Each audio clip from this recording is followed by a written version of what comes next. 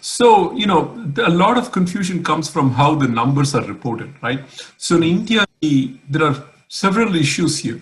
One is in India, usually the numbers are not seasonally adjusted, right? So that means you can't really compare the quarter over quarter, typically, right? Usually in India, the numbers are reported for the quarter and the year over year growth rate is generally projected, okay?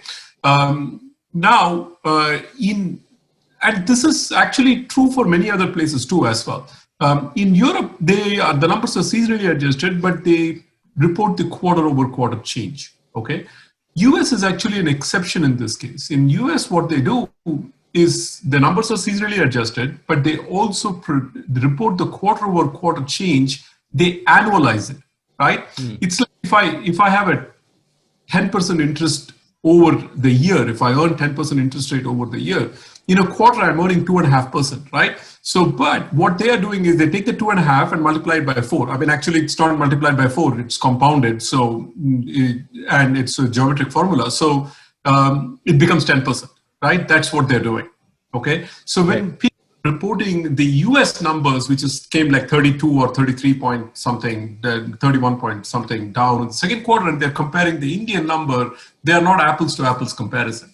The only way you can compare it is to compare the US number year over year to the Indian number year over year, and India is much worse. Okay. I think the best way to look at it is, the Indian number to look at it is, look, if 100 was the baseline before COVID, we are 25% below the baseline. And compare the US is about 9.5, 10% below that baseline in the second quarter. So we are 2.5 times worse in terms of how much the drop from the baseline was. Right. Okay. That's one way to look at it. That's broadly it. I think these people are getting tripped over quarter, annualizing, not understanding geometric formula. You can't take 25% decline and multiply by 4. That would be 100%.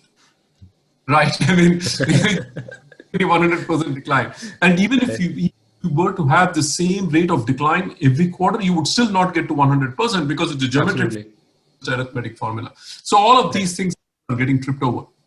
The bottom line is horrendous decline. It is one of the worst in the world. The only other country that comes close among the major economies is Mexico. So it's a very bad decline. But this was to be expected given the shutdown. Our lockdown has been one of the most stringent, draconian lockdowns.